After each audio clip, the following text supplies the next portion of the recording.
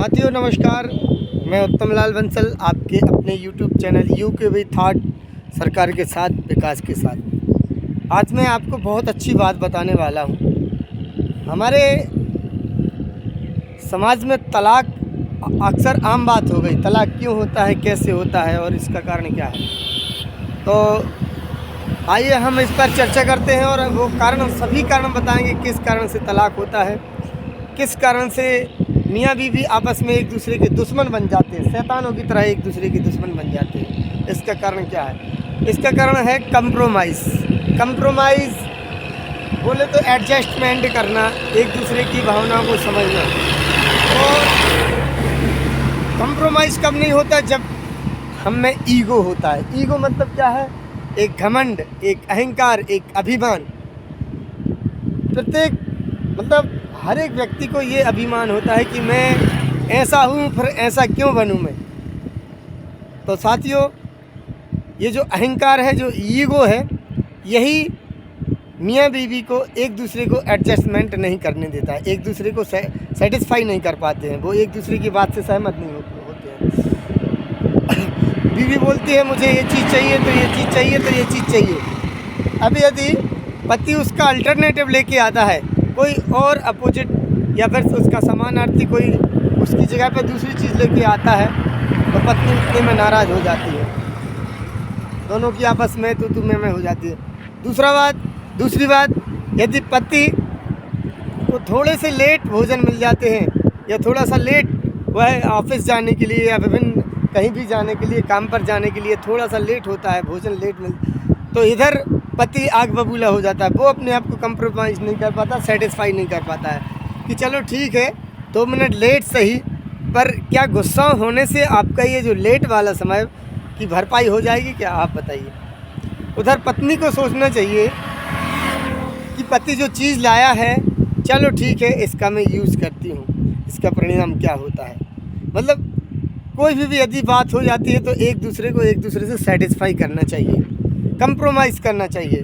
ठीक है, आगे देखेंगे।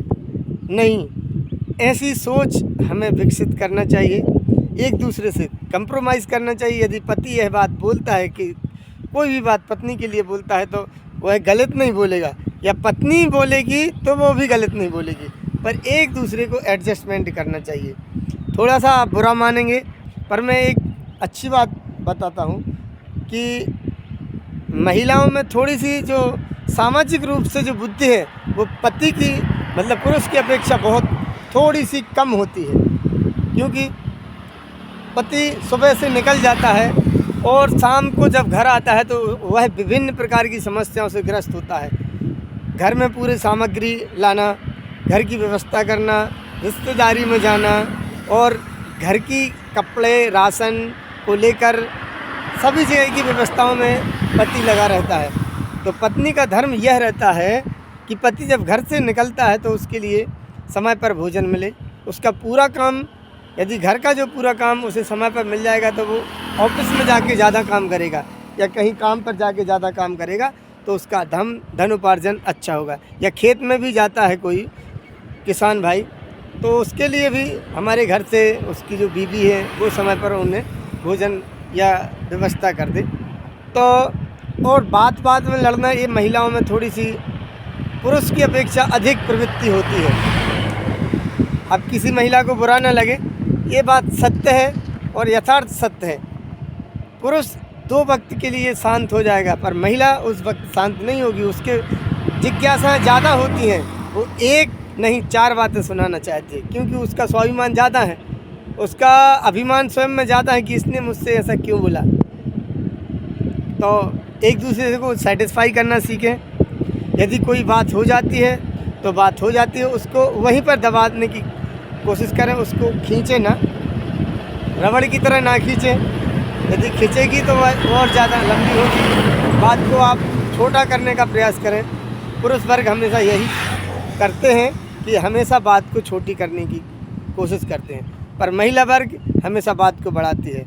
तो आप बुरा ना माने, महिलाएं भी इस वीडियो को देख रही होंगी, तो आप भी पुरुष की इज्जत करें, और पुरुष से भी निवेदन है कि आप महिलाओं की इज्जत करें, एक दूसरे से सेटिस्फाई रहें। कोई बात हो जाती है तो हो जाने दो, लड़ने से वह बात सही नहीं होगी, वह समय वापस नहीं आएगा। आप अब शब्द मत बोलिए, पति पत्नी से ना बोले और पति पत्नी से ना बोले और पत्नी पति से ना बोले, क्योंकि रहना एक दूसरे से ही है। कितने दिन लड़ोगे आप, क्या करोगे, आखिर एक दूसरे के साथ ही रहना है, ये सोच कर चलिए आप। तो हमारे जो लड़ाइयाँ होती हैं, जो विभिन्न प्रकार के तलाक होते हैं, वो नहीं होंगे।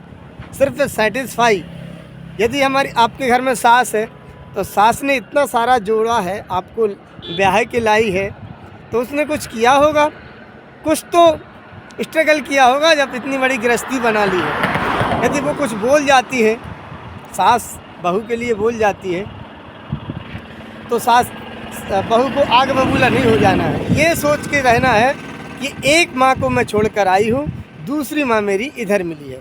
यदि यह आप सोचेंगी तो आपके घर में कभी लड़ाइयाँ नहीं होंगी।